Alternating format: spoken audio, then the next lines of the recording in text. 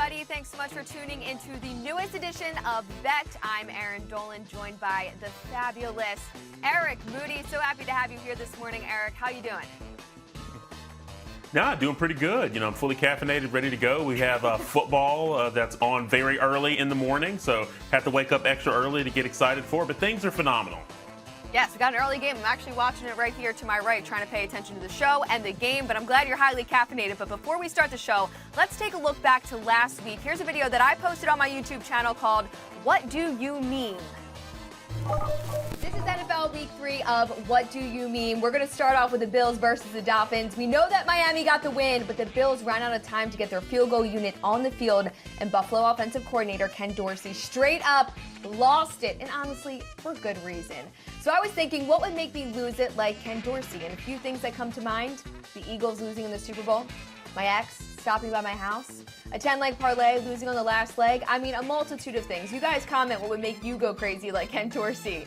But let's also talk about, in that game, the butt punt. And we've seen the butt fumble in the past, but this weekend we got the butt punt. So Dolphins punter Thomas Morstead lined up to kick from his own end zone late in the game and boots it right into the back of Trent Sherfield. Play results in a safety. Even Mark Sanchez had to get a tweet in there. He said, "Stay in your lane." I mean, look, guys, the kicker has one job, and that is to have a leg of steel. I can only imagine how painful that was. And since we're under ESPN, we're going to keep it PG here, so we'll move on from that. And since we're on the topic of punts, though, we got to talk about the punt game of the year. Sunday Night Football matchup between the Broncos and the 49ers. I was ready to be asleep in that first quarter there, but we had 17 punts, over 800 yards of punts, and 9 pinned inside the 20. The Broncos ended up winning that game 11-10. 11-10 for Sunday Night Football. How embarrassing. But that was not the most memeable thing. How about Jimmy G stepping out of the back of the end zone, pulling a Dan Orlovsky? Even Dan got in on the fun with some stepbrother references out there. You gotta love it. All good fun out there. And lastly, in week 3, we had the reunion game between Carson Wentz facing the Eagles. And let's just say it didn't go well for him. It did not. Who remembers Pennsylvania? I don't. Wentz was sacked a career-high 9 times on his way to a 24-8 loss. As a Birds fan, you just love to see it. Check back here for NFL Week 4 memeable moments next week. Eric, there were so many memes out there, but let's switch it over to Week 4. Taking a look at this injury report. Some very notable names, including Christian McCaffrey, Myles Garrett, Mac Jones.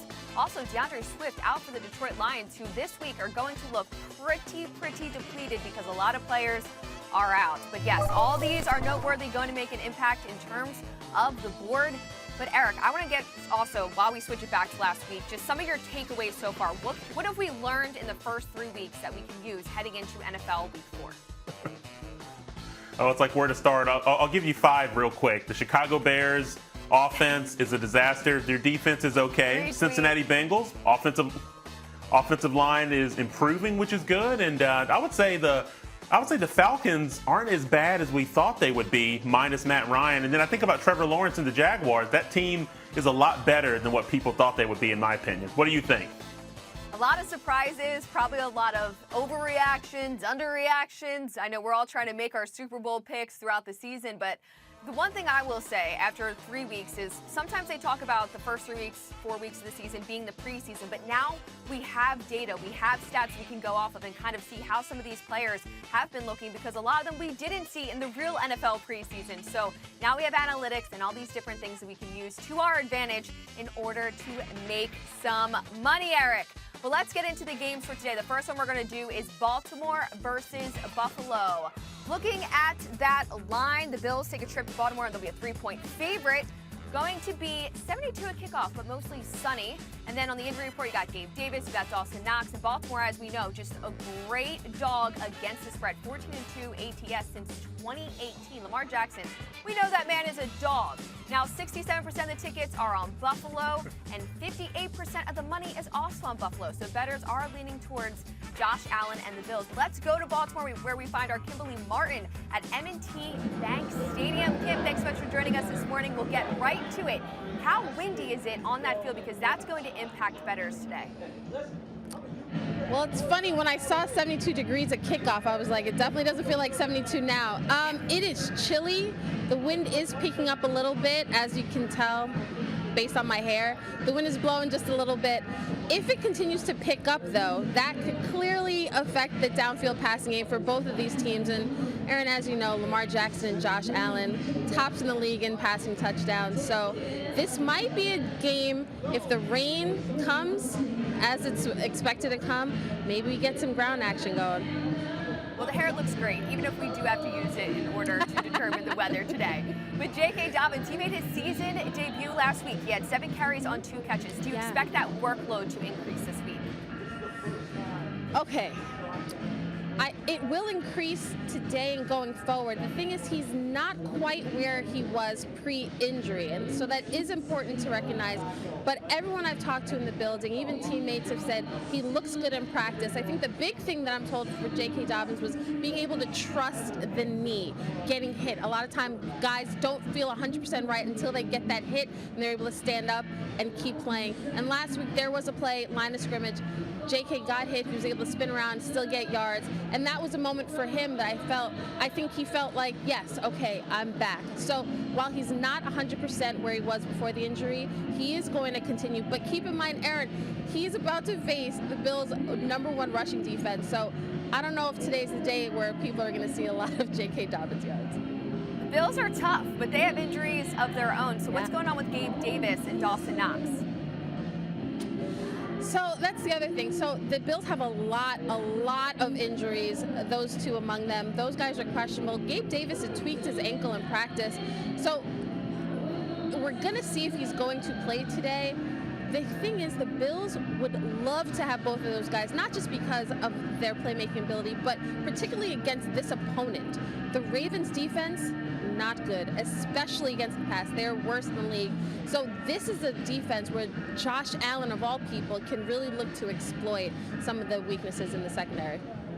Absolutely. I mean, those Buffalo Bills, good on offense, good on defense. So this will be a great game. Kimberly Martin, thank you so much for joining Bet this morning. Thank you. All right, Eric, let's get into this game. We're going to start off with some of our picks. I'm going to go first and then get your take on this. And Kimberly had talked about the Ravens being terrible against the pass, which is why I'm looking at Josh Allen over 286.5 passing yards. This number has come up. It opened 281.5. We know that people like to find that area on the defense that you can exploit, or offensively you can exploit, which is why I'm looking at Josh Allen passing yards. A lot of people are talking about the weather and saying it's going to be windy. You think Josh Allen, the man who plays in Buffalo, is not going to be able to sling the ball? And I'm trying to get props right now with our producer because he is in Bills Mafia. But nonetheless, I really do believe he will be able to do that. She mentioned again, the Ravens ranked dead last in terms of their defense against the pass. On top of that, something that I had asked our stats and research here is I will say that the Ravens, they are allowing quarterbacks 10 of 14 on passes thrown 20-plus yards downfield against the Ravens. So they can absolutely exploit this area considering Josh Allen. He leads the NFL in QBR and completion percentage on passes thrown 20-plus or more yards. So I think he's going to light it up today against the Ravens. But Eric, what do you think? Yeah, it's a lot to unpack on this game. I will tell you one thing. I do see this being a very high-scoring game, so definitely bet the over in this matchup. You got Lamar Jackson, you got Josh Allen. There will be points scored, and they have the arm strength to negate anything with the weather. So I do like Lamar Jackson as an anytime touchdown scorer. We know he's very proficient whenever he has the ball in his hands as a rusher. I think he finds the end zone in this game. I also like J.K. Dobbins quite a bit. He played around 45% of the offensive snaps in last week in a season debut, had about 40 total yards. I think they'll continue to get him actively involved, and I do like him to go over rushing plus receiving yards. Devin Singletary is another matchup I like. I think they want to get Singletary matched up against these Ravens linebackers that have been getting torched when you look at running backs against them as receivers out of the backfield. So I do like Singletary over 14.5 receiving yards. And I do think that Ken Dorsey may not be as upset as he was last week if he exploits this matchup. Last but not least, I'm also big on Josh Allen this week to get over 287.5 passing yards. He surpassed that number in every single game this season. He's going to go boom today. Gotta love it. I do love that. And like you mentioned with the Ken Dorsey, he's going to be under a lot of eyes today to make sure that he is able to control himself. But let's go to an NFC East matchup. We got the Commanders versus the Dallas Cowboys, two teams that I cannot personally stand. But Dallas favored by 3 here at home, and a whopping 86% of the tickets are on them to cover. It'll be Cooper Rush under center for at least one more week as well. 10 of the last 13 meetings between these teams have gone over the total today. It is set at 41.5 let's send it over to Ed Werder. And let's go out to Jerry's World where we find Ed Werder, and let's get right into it, Ed. We know that Michael Gallup is going to be back in the lineup today, so what do you expect his workload will look like? Well, actually, the Cowboys thought that Michael Gallup was going to return last week, but ultimately made him inactive against the Giants because he didn't feel mentally comfortable. The expectation now, having a second full week of practice, is that he'll be ready to go.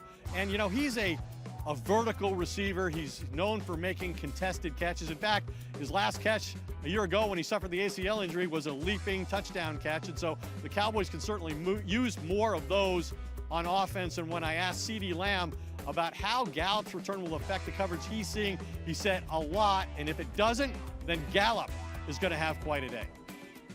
And what's the likelihood that we see Dalton Schultz in this game?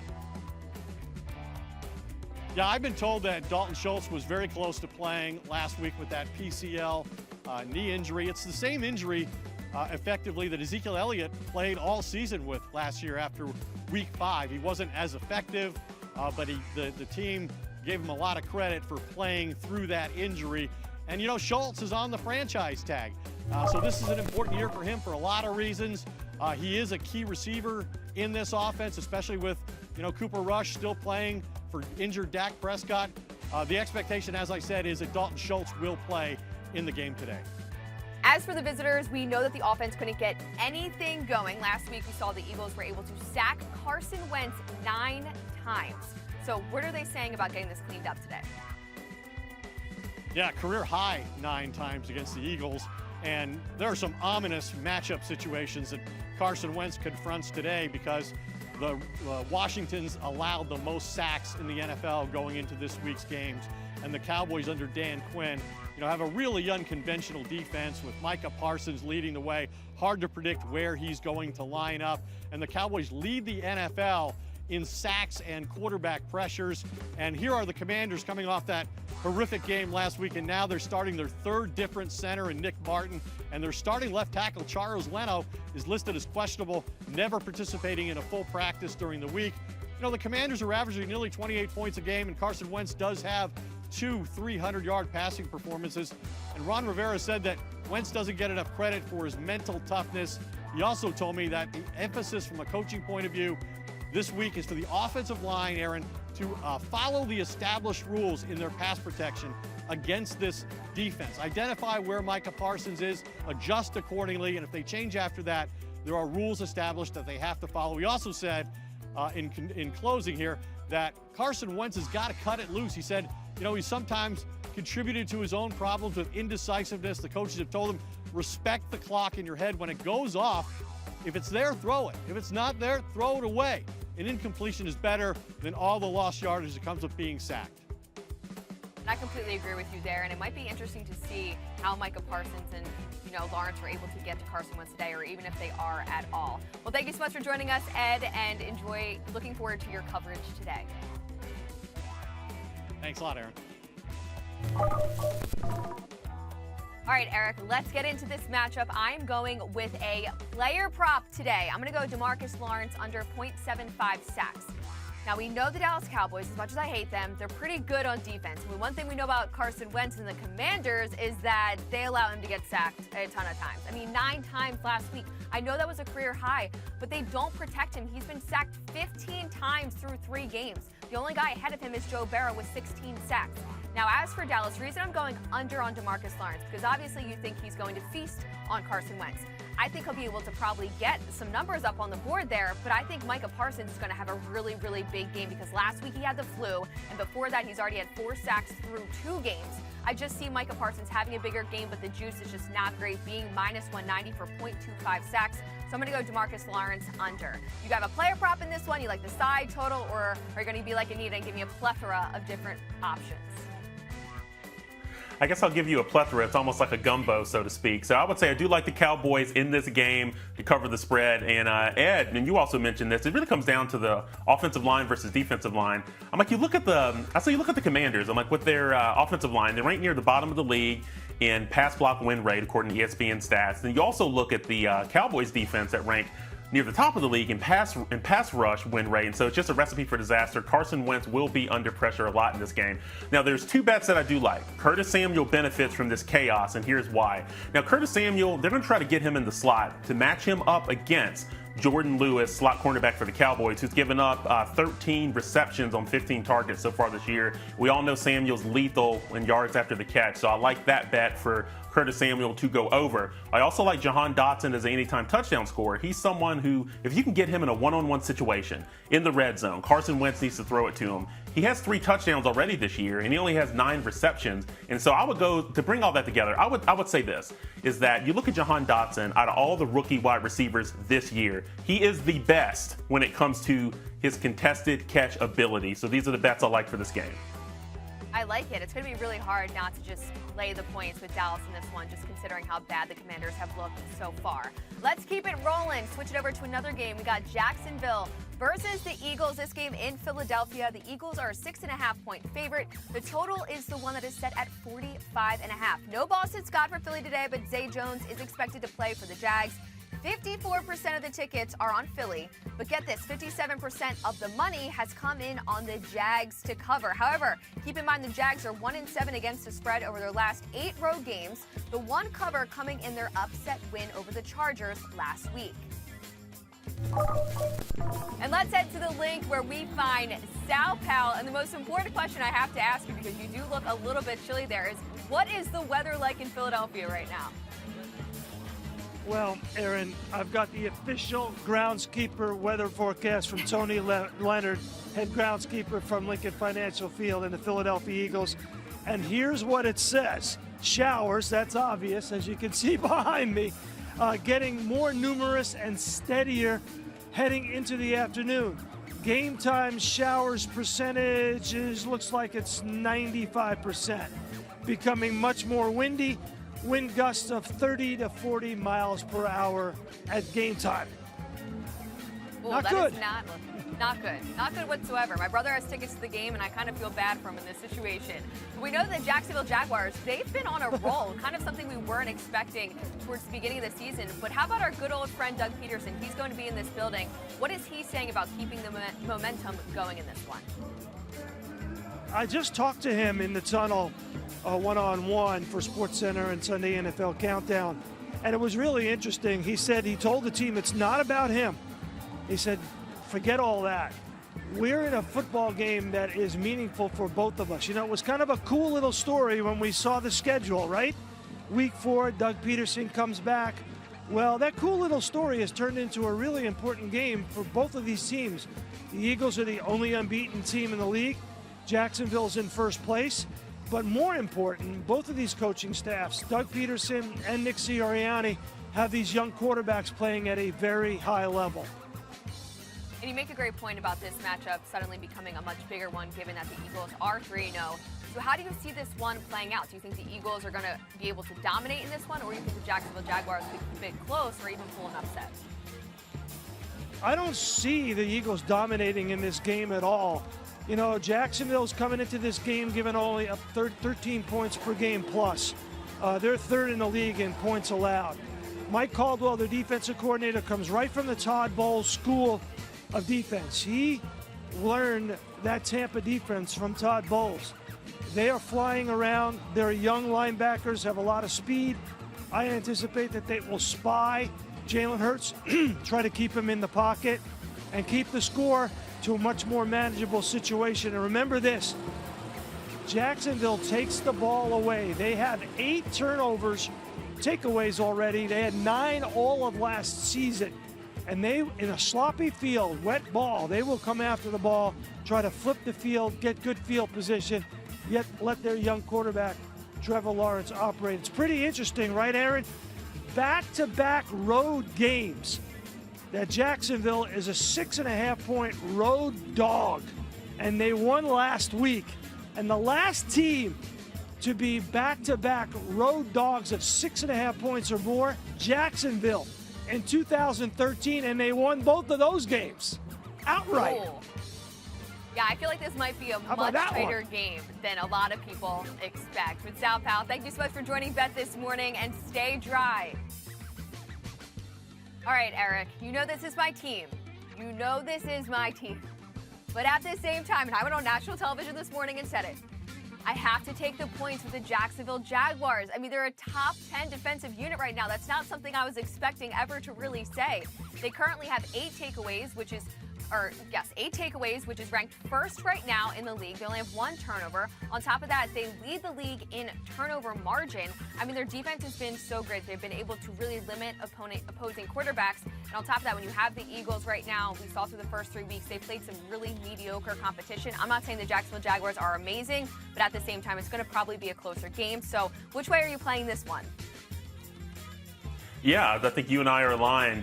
So I'm taking the Jags and the points. I think it'll be a much closer game. Doug Peterson, I'm like, he's got obviously history with the Eagles, I would say, and he's got coaches on his staff that are very familiar with this Eagles team, and most importantly, Jalen Hurts. However, there are 3 player props that I like in this game. The first one is Trevor Lawrence over rushing yards. I would say the Eagles defense tend to get a little lackadaisical with opposing quarterbacks when monitoring them, and we know that Lawrence is very capable of beating them with his legs. I'm like, he showed it in college, he showed it at the NFL level, so I do like the over there. And also, just looking at James Robinson, I do see the Jaguars leaning heavily on their running game. I know we could have some weather issues there, but I think they're going to lean heavily on James Robinson in the running game. He's averaged 17 rushing attempts and 77 rushing yards per game so far this year, so I like him to go over 50.5 yards. Last but not least, let's talk about Travis Etienne, someone for where he's not leading this running back by committee, but the Jaguars, I would say, continue to keep him actively involved. He's averaged 3.3 targets in this, for the season, and 27 receiving yards per game, so I do like the over on receiving yards for Etienne as well. Sheesh, Eric, you could have come up with 1 Eagles out of all those ones you just picked, not 1. But we're in agreement here with the Jags. No. So all things are good. All things are good. All right, let's go to another matchup. We got Kansas City versus the Tampa Bay Buccaneers, meeting for the first time since the Super Bowl 2 seasons ago. The Buccaneers won that one, of course, and they are currently a 1-point favorite today. But Brady has not shined as bright under the lights in a Buccaneers uniform, covering the spread in just 2 of his 10 games in prime time. 71% of the tickets are on the Chiefs, but get this, 67% of the money is on the Bucs. Let's head out to Raymond James Stadium. We got Jeff Darlington here, and let's get right to the chase. Okay, Tom Brady, a couple months ago, this could not be what he expected coming out of his retirement. So what's being said around the team of how Tom Brady and this offense needs to get back on track? Yeah, Erin, certainly something that Tom Brady recognizes. They've got 4 turnovers right now and only 3 offensive touchdowns. That is not very Bucs-like. It's not very Tom Brady-like. But it is a team that recognizes if they can get some of their weapons back, which appears is going to be the case, that they can also get their team back on track. Now, Tom Brady said that's not an excuse. They need to be able to win with whatever personnel is out there. He blamed penalties. He blamed lack of execution, lack of discipline, all the things we've come to expect from Brady to blame when things go bad. But again, I do think he's extra hard on the team. I would still really pin this on injuries. They have been decimated on the offensive side of the ball to start the season. I can only imagine how hard Tom Brady would be on a player in general. But since you mentioned some of those pieces he might be able to get back, who's in and who's out in terms of those wide receivers? So this is the great news for the team. I'm being told from my sources that they're going to have a great injury report, a number of players that will be activated. I'm told Julio Jones and Chris Godwin will both be back in this game. Mike Evans returns from suspension, and left tackle Donovan Smith is expected to play as well. So think about that. From last week, down all 3 of those receivers and their left tackle. Now they have that full arsenal, full slate of offensive weapons. So, I mean, that's a massive difference, one that certainly bettors should not ignore, but I think Bucs fans will be pleased about as well. Absolutely. I think bettors are assuming this is going to be a very tight game. So let's talk about the Kansas City Chiefs, because it seems like there's been some issues on the field. Cameras have caught Patrick Mahomes and Eric Bieniemy kind of going at it just a little bit. What's the overall consensus around this team right now? What's really going on, and are they kind of going to play in a cohesive way together?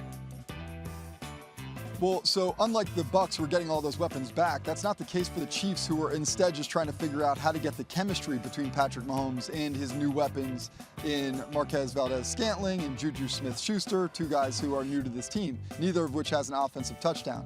So they're just trying to figure out the chemistry. But, Patrick Mahomes said this is all on us, but I do think it's also has something to do with the rushing attack. And, I mean, if you look at the numbers last week against the Colts, they had 23 rushes for just 58 yards.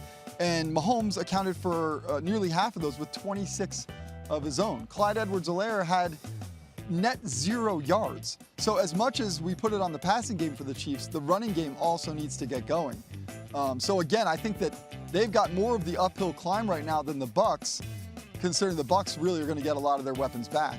The Chiefs, on the other hand, while I think they will figure it out, are dealing with more chemistry issues than they are personnel issues. I agree. They looked great that week one, and then since then, there's been some question marks around that Chiefs offense. But Jeff, thanks so much for joining us. Enjoy the game today. Thanks, Erin. All right, Eric, I'm going to give you my pick for this game, but we're going to do it later in the show and take it to the bank. Why don't you tell me what you like for this matchup? Well, I would say in this matchup, I do like the under.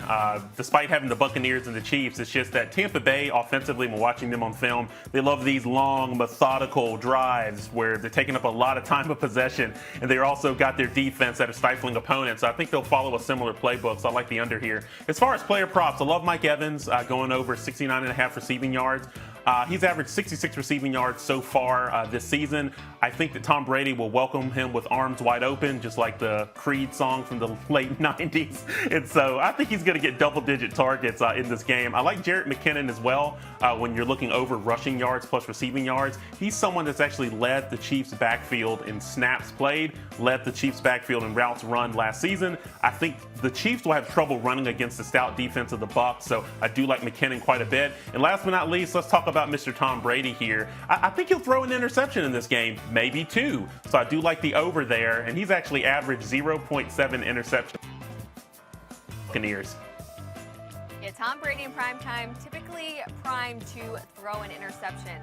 And Eric, we're going to bring you back in the show in just a little bit. We're going to switch it over to the hurry up. Take a look at some of these lines we haven't talked about just yet. Many games to bet on today, which is why we're also going to bring in someone that you guys are very, very familiar with, Anita Marks, to kind of break down some of the games that she likes. We're going to start off with Tampa Bay versus the Chiefs. I know you like one in this one. I do. I like the Kansas City Chiefs. Erin, we talked about it earlier this week on Daily Wager, and that is when a team has to deal with a hurricane, especially the Tampa Bay Bucs having to travel back and forth in Miami, worrying about their pets, worrying about their homeowners insurance, their families, it totally throws them off. On top of this, as we know, this is an offense, only 3 touchdowns in 36 possessions. That's not typical Tom Brady work that we know. And I just hosted a show with Matthias Kiwanuka, who Spagnola, who's the defensive coordinator for the Kansas City Chiefs, was his DC here in New York. And Spags is feeling really good about this game. Little insider information right there. So give me Kansas City with the point. How about Arizona at the Panthers today? Yeah, I like Arizona here as well. I'm wearing the Kyler Murray t-shirt. At some point in time, right, the guy's got to go off, especially if you have him in fantasy. But get this stat, Erin. This is a Matt Rule team with the Carolina Panthers that are 1-24 against the spread when they allow an opponent to score 16 points or more. And I'm expecting Murray and this Arizona Cardinals team, who actually play better away from the desert, away on the road, than they do at home. Also, this is an Arizona team. They are blitz happy, and that's one thing that Baker Mayfield does not do well, and that's play against the blitz. So I'm going to take the Arizona Cardinals, and I'll take them -1. Okay, I'm looking at Seattle versus Detroit. I'm going to take the points with the Seahawks, +3.5 currently. We know the Detroit Lions, unfortunately for them, they have a ton of players that are on the injury list. On top of that, we're seeing the majority of the money coming in on the Seahawks, whereas the tickets are coming in on the Lions. I really just think that the Seahawks will be able to keep it closer considering some of the pieces that are not available for the Lions. Anita, before we let you go, give us your teaser of the day. Yeah, so I'm going to take the Jacksonville Jaguars. I'm going to tease them up. I want to say right now you can get them at +12.5, maybe +13 in some places. And I'm going to take the Green Bay Packers, and I'm going to tease them down to -3, -3.5. Listen, I'm with you with the Eagles. I love the Eagles. win, but I'm with Sal Palantonio, who was on with you earlier. I think this is going to be a much closer game than what people think. Trevor Lawrence, 77% completion percentage. This offense is rolling. Doug Peterson going back to Philadelphia. You know he's going to have a Philadelphia special up his sleeve. And do I need to elaborate on all the reasons why I like the Green Bay Packers? No Mac Jones. That offense is not going to be any better with Brian Hoyer at quarterback. All right, I'm with you, Anita, though. With those points, I got to take them with the Jags. I can't ignore that just because I'm an Eagles fan. Thanks so much for joining us this morning. I'm sure we'll see you tomorrow. You got it. All right, bringing it back, Eric, Moody. We got to take it to the bank. Last week, unfortunately, I gave you a loser, but Eric gave you a winner, which is why we're going to start off with him. Give me your pick, Eric, to take it to the bank. All right, my take it to the bank pick this week is Khalil Herbert, going over rushing plus receiving yards. So David Montgomery is out, so who knows how long he'll be out, but hey, Herbert is the guy. And one thing, if you look back to last year, Montgomery missed 3 games. Herbert filled the void. He averaged 23.3 opportunities, rushing attempts plus targets, and played 83% of the offensive snaps in those 3 starts. He's got a plus matchup going up against the Giants. They've given up like a ton of rushing yards to running back. So again, I do like Herbert over rushing yards and receiving yards. Let's go. I like that one. I'm going to go with the Chiefs team total under 23.5. I think the Bucs defense is able to limit this team. We've seen so far this season that Bucs defense is allowing opponents an average of 9 points. And if you look back to Super Bowl 55, the Chiefs only scored 9 points in that game. Of the 11 starters on defense for the Tampa Bay Buccaneers in that game, 8 of them are still on this roster. On top of that, Patrick Mahomes last month had a total QBR of 67, which was the lowest of his career in a month when starting for the Chiefs. So I'm going to go with that under there. But Eric, I loved all your advice today. Hopefully we gave you guys some winners here on Bet. Thank you so much for joining us. We'll be back here tomorrow for even more things, all things betting. Okay, guys, we're trying to make you some money. So thank you for joining, and we'll see you guys soon.